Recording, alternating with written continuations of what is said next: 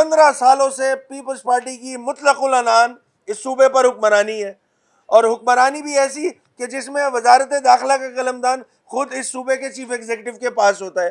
तो इनके पास कोई एक्सक्यूज़ बचा नहीं है।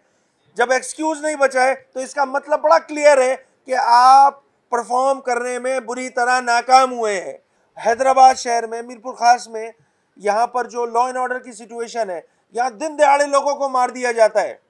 और अफसोस का मकाम ये है, मैं चाह रहा था कि कोई तल्ख बात ना हो। 2 दिन पहले एक वजीर साहब जो है वो प्रेस कॉन्फ्रेंस करते हैं और वो बोलते हैं कि जी कराची शहर वाले जो हैं वो इसको पार्ट ऑफ लाइफ बना लें। मतलब इंतहाई मजा का खैर और शर्मनाक किस्म का बयान है उनका। बजाय इसके कि जिम्मेदारी लें, बजाय इसके कि जख्मों पे मरहम रखें इस शहर के बासियों के, वो उल्टा लान तान करने लग गए और बातें करने लग गए कि जी खुद कराची वाले इसको अपनी लाइफ का पार्ट बना लें। भाई लॉ एंड ऑर्डर की जिम्मेदारी 18वीं तरमीम के बाद खालिसतन सूबाई हुकूमत की है।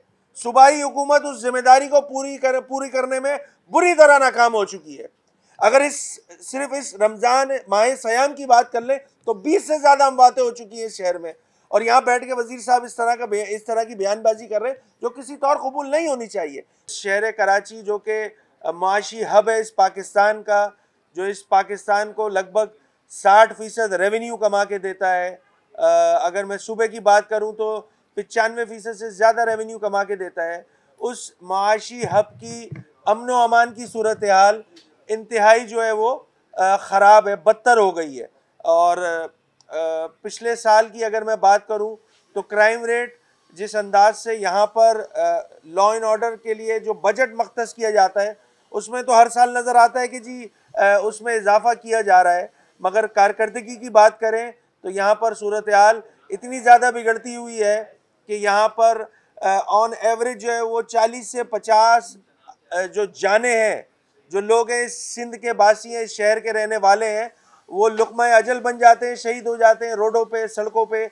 और यकीनन ये वो लोग होते हैं जो अपने घर की किफ़ालत भी कर रहे होते हैं। दही सिंध की अगर मैं बात करूं तो दही सिंध में जो कच्चे के डाकू हैं वो इनसे संभाले नहीं संभल रहे हैं।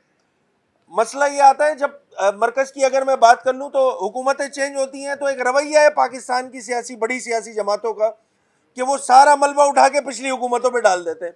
अच्छा, सिंध में ये सहूलत पीपल्स पार्टी को मैसर नहीं है। कोई एक मसले नहीं है, मसाइल का अंबार है। ये एक ऐसा मसला है कि जिसमें लोगों की जानें चली जा रही हैं।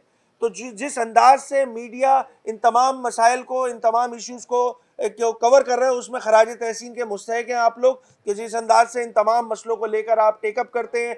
हुक्काम बाला के कानों में जूं नहीं रेंगती मगर आप कोशिश करते हैं कि उनको हिलाया जाए, उनको थोड़ा एहसास दिलाया जाए।